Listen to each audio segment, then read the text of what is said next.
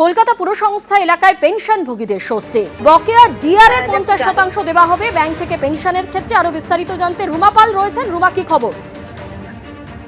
দেখো, জানিয়ে রাখি 2008 থেকে 2019 এই সময়কালের মধ্যে বকেয়া যে মহার্ঘ ভাতা ছিল বা এরিয়ার ডিএনএস রিলিফ, এটা প্রায় 50% টাকা সরাসরি পেনশনভোগীদের ব্যাংক অ্যাকাউন্টে দেওয়ার সিদ্ধান্ত নিয়েছে রাজ্য সরকার। এবং কলকাতা পৌর সংস্থা এলাকায় পেনশনভোগীদের ক্ষেত্রে এটা প্রযোজ্য। এবং অন্যদিকে জানিয়ে রাখি যে ইতিমধ্যেই যেটা বলা হয়েছে যে এই বিজ্ঞপ্তিতে জানানো হয়েছে যে দ্রুত এবং স্বচ্ছ করতে রাজ্য সরকার WBIFMS এর অধীনে একটি বিশেষ ব্যাংক পেনশন ম্যানেজমেন্ট পোর্টালও চালু করছে। তবে এখনই পুরো টাকা পাওয়া যাচ্ছে না, বাকি টাকা যেটা 50% রয়েছে সেটা বকেয়া টাকা পাওয়ার জন্য ব্যাংকগুলোকে যে আগের পেনশনের সমস্ত চূড়ান্ত বিবরণী জমা দিতে বলা হয়েছে, ওই সমস্ত নথি খতিয়ে দেখে অবশিষ্ট টাকা দেওয়ার নিয়ম যে রয়েছে পরবর্তীতে সেটা আলাদা বিজ্ঞপ্তির মাধ্যমে রাজ্য সরকার জানিয়ে দেবে। তবে এটাও ঠিক যে রাজ্য সরকার এর আগেও কিন্তু এদের যারা রয়েছেন পেনশনভোগীদের যাতে দিয়ে দেওয়া যায় সেটা কিন্তু ব্যবস্থা করেছিলেন, বিজ্ঞপ্তি জারি হয়েছিল। কিন্তু দেখা গিয়েছিল যে সমস্ত 2008 থেকে 15 এবং সেক্ষেত্রে কিন্তু পেনশন বিতরণের যে প্রয়োজনীয় যে যাচাই করার যে নথি সেগুলো কিন্তু কম্পিউটারাইজ ছিল না।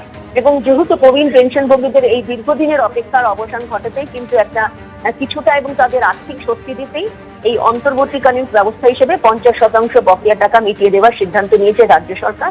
এবং অন্যদিকে জানিয়ে রাখি, কয়েকদিন আগেই কিন্তু যেমন যৌথ মঞ্চের সাথে নবান্নের শীর্ষ কর্তাদের সঙ্গে বৈঠক হয় এবং সেক্ষেত্রে এই সিদ্ধান্ত নেওয়া হয়েছিল। আজকে নোটিফিকেশন দিয়ে সেটা জানানো হয়েছে। এবং সেক্ষেত্রে জানিয়ে রাখি আরো একবার, কলকাতা পৌর সংস্থা এলাকায় পেনশনভোগীদের স্বস্তি এবং ব্যাংক থেকেই পেনশনের ক্ষেত্রে মিলবে বকেয়া ডিআর-এর 50%।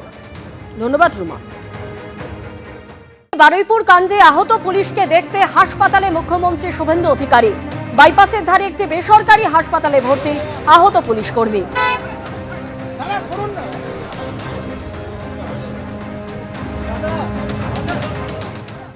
আমাদের অনেকগুলো পুলিশকেই ইনজোর্ড করেছিল এরা, প্রত্যেককে অ্যারেস্ট করব। এখানে রবীন্দ্রনাথ RN টেগোরে একজন ছিলেন লেডি, আরেকজন ট্রিটমেন্ট করে বেরিয়ে গেছেন, ইনি অ্যাডমিশন আছেন, এনার ভালো চোট আছে, ওটি হবে কালকে। আমি আমার কনস্টেবল ভাইকে বলে এলাম, সরকার আছে সাথে। মহিলা কনস্টেবল ভর্তি RN টেগোরে, উনি এখন ঠিক আছে, উনার রিপোর্ট নিলাম আমি, ঠিক আছেন। ওনার কালকে ওটি হবে, ওনার সিরিয়াস আছে, ওনারও সিরিয়াস ছিল কিন্তু he now out of danger. ইনার কালকে ওটি হবে বলে এলাম। পুরো ডিপার্টমেন্ট সাথে আছে, সব গুন্ডাকে ধরা হবে। ওখানে যারা নেতাগিরি মাতব্বরি করেছে হবে, প্রত্যেক কাউকে ছাড়া হবে। মুখ্যমন্ত্রী আজকে বলেন, আগের সরকার এমন করেছে বলে জানা নেই, কিন্তু এটা আমার কর্তব্য। এবং একই সঙ্গে তিনি বলেন, বিমান বন্দ্যোপাধ্যায়, শানি ঘোষটা নিহতের পরিবারের সঙ্গে কথা বলেছেন। আশা করি তারাও পরিবারের সঙ্গে কথা বলে সন্তুষ্ট হয়েছেন।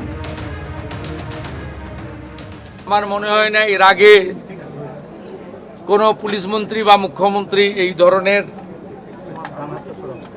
পীড়িত পরিবারের কথা শুনেছেন বা বলেছেন। আমি এটা মনে করি এটা ডিউটি, আগের লোক করেনি বলে যে আমি করব না তা না। আমি এখানে MP MLA পলিটিক্যাল পার্টিকে ডেকেছিলাম।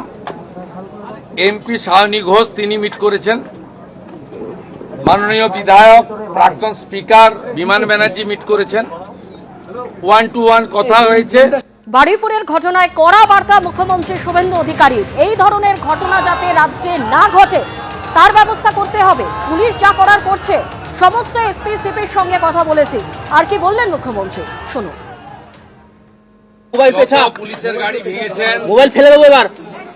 রেল লাইন উপড়েছেন, প্রায় অ্যাপ্রক্স 200 আইডেন্টিফাইড হয়েছে, প্রত্যেককে অ্যারেস্ট করা হবে। একটা লোককেও ছাড়া হবে না।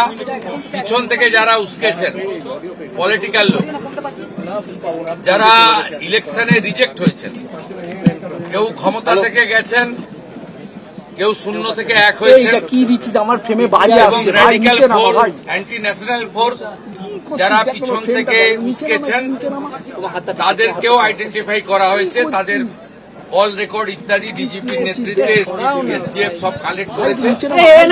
ওদেরকেও প্রপারলি শিক্ষা দেওয়ার কাজ সরকার করবে। পুলিশকে ডাইরেক্ট ইনস্ট্রাকশন আছে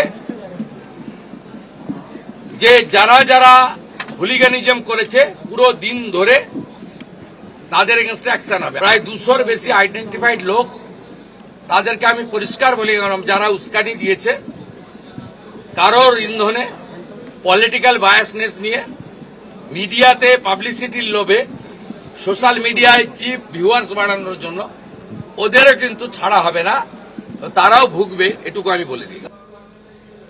বারুইপুরের ঘটনায় পুলিশের ভূমিকা প্রসঙ্গে মুখ্যমন্ত্রী বলেন, ডিজিপিকে 72 ঘন্টা সময় দিয়েছে, রিপোর্ট পেলেই ব্যবস্থা নেব। একই সঙ্গে তিনি বলেছেন, আগের দিন মিসিং ডায়েরি হয়েছিল, আমি সব খতিয়ে দেখেছি। এই সময়ের মধ্যে 1% শিথিলতা থাকলেও কড়া অ্যাকশন হবে। একই সঙ্গে তিনি বলেন যে আরজিকর মেডিকেল কাণ্ডে 3 IPS কে সাসপেন্ড করেছি। আমাদের সরকারের উপরে আস্থা রেখেছে পরিবার, এটা বড় প্রাপ্তি। SDPO Baruipur, Additional SP Baruipur, in presence of the DGP and SP ADG, IG, আমরা আমাদের পার্টেও পুরো অ্যানালাইসিস করেছি। আমি ডিজিপিকে 72 ঘন্টা টাইম দিয়েছি। তিনি আমাকে, আমি যা ফাইন্ডিংস পেয়েছি, ওনার যে অ্যাডমিনিস্ট্রেটিভ প্রসিডিওর রয়েছে, প্রসিডিওর অনুযায়ী একটা রিপোর্ট দেবেন। রিপোর্ট দেওয়ার পরে অ্যাডমিনিস্ট্রেটিভ পার্টে আমাদের যে অ্যাকশন নেওয়ার, আমাদের কোনো লোকের যদি কোনো ওই টাইমের মধ্যে কোনো শিথিলতা থাকে 1%ও, সেক্ষেত্রেও খুব স্ট্রং অ্যাকশন নেওয়া হবে। আমি পাওয়ারে আসার পরে বা মুখ্যমন্ত্রিত্ব দায়িত্বের পরে আরজিকরের মামলায় 3 জন টপ IPS অফিসারকে সাসপেন্ড করেছি। এক্ষেত্রে আমার মেসেজ খুব ক্লিয়ার আছে, সবাই সেটা দেখেছে। আমি খুব পার্সোনালি স্যাটিসফাইড যে ওইটুকু একটা বাচ্চা মেয়ের পরিবার, সেই পরিবার এন্টার আমার সঙ্গে প্রায় 10 জন বাবা মা সহ মিট করেছে এবং তারা কনফিডেন্স জানিয়েছে, আস্থা জানিয়েছে সরকারের উপরে, মুখ্যমন্ত্রীর উপরে, পুলিশের উপরে। এটা আমার আজকে বড় প্রাপ্তি। আপনারা শুনলেন মুখ্যমন্ত্রী শুভেন্দু অধিকারী, তিনি বলছেন এসপি সিপির সঙ্গে কথা বলেছি এবং ডিজিপিকে 72 ঘন্টা সময় দিয়েছে, রিপোর্ট পেলে ব্যবস্থা নেব। এই সময়ের মধ্যে 1% শিথিলতা থাকলেও কড়া অ্যাকশন হবে। তিনি নির্যাতিতার পরিবারের সদস্যদের সঙ্গেও কথা বলেন মুখ্যমন্ত্রী, তারা কি বলছেন শুনুন। এবিপি আনন্দ, এগিয়ে থাকে, এগিয়ে রাখে।